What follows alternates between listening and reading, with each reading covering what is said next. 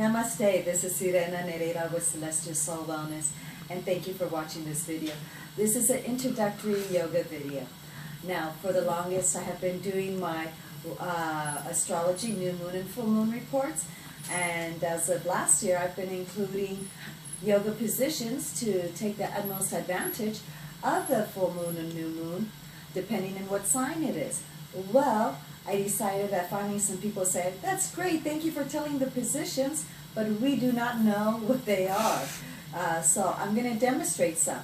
But as I said, this is an introductory yoga video, and before anything, knowing how to stand and breathe is essential and the basics. Always when you're standing, you're going to stand at least hip apart, and there's going to be times you're going to be needing to stand shoulder width apart, okay? So, again, there's going to be times you're going to be hip apart and shoulder width apart, and even further, probably mat, the size of the mat apart, okay? Also, too, when you have your feet forward, you're going to see there's lines on your mat, okay? If you don't have lines on your mat, you're welcome to put a belt or a scarf or something that'll create a straight edge there, and you line up your toes there so that way you know.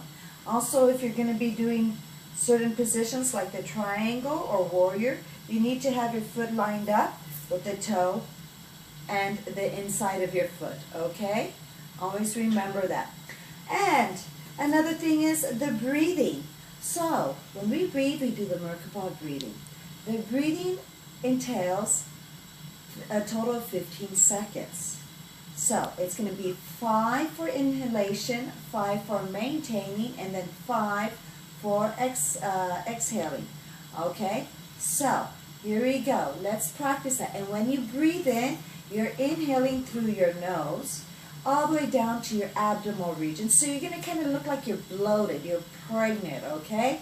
And yes, I'm going to show this on video. So that diaphragm, not your chest, okay? And make sure when you're standing, you have a slight bend. You're not completely straight, because if you're too straight, the only thing you can do is topple over because you're not balanced. You need that little straight bend. In the Navy, they would always tell us, you see them at parade dress, and there's that slight bend in the knees. So that way it gives you grounded. Okay, a lot of people think if they're so straight that they're going to be grounded. Absolutely not. You still need to have that little bend there to make sure you're grounded.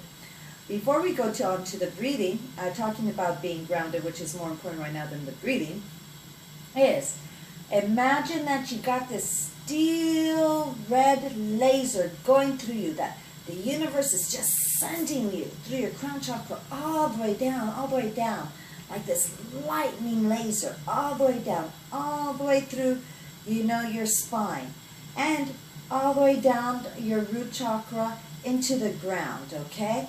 It's just holding you there. Almost kind of like those animals on a merry-go-round, that you would just go like this.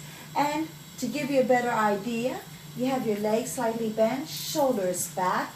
You need your shoulders back and down, not too far back. You're doing back and down.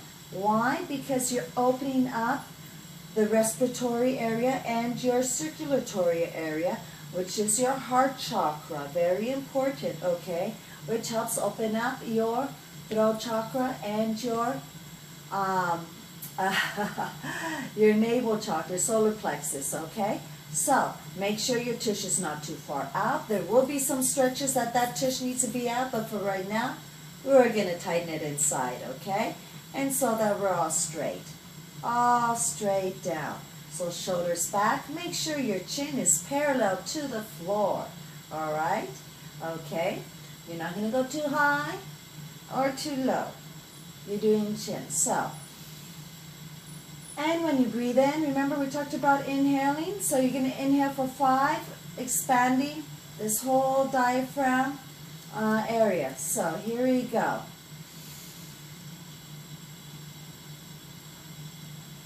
Maintain for 5. Now exhale for 5.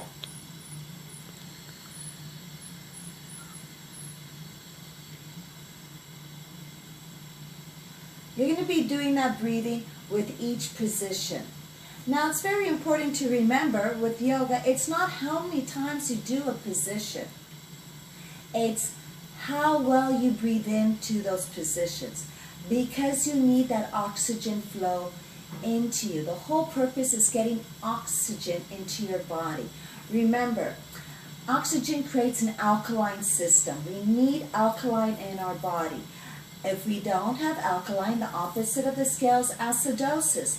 Acidosis, yes, creates acid, which is the bottom of all diseases. But remember, before thinking, oh, disease, acid, it's our thoughts that create that acid, those negative thoughts. Always focusing on the negative, okay? And then it's what we consume, either by beverage or by food, that induces those negative thoughts, those negative toxins, and expands them and goes into our cells and DNAs and mitochondria and organs and meridians and through our chakras. Okay? So that's why breathing is so important, and always staying positive. Remember, if you are negative and you wonder why people walk away, it's because that is very toxic. So, before you speak the negative and express it around others, make sure, because you are creating negative environment, and that's a big no-no. We are staying positive. Always remember, if something is not 80% or more, then it can't happen. It is only going to be positive. All right? Very good. And thank you for watching this yoga introductory. Namaste.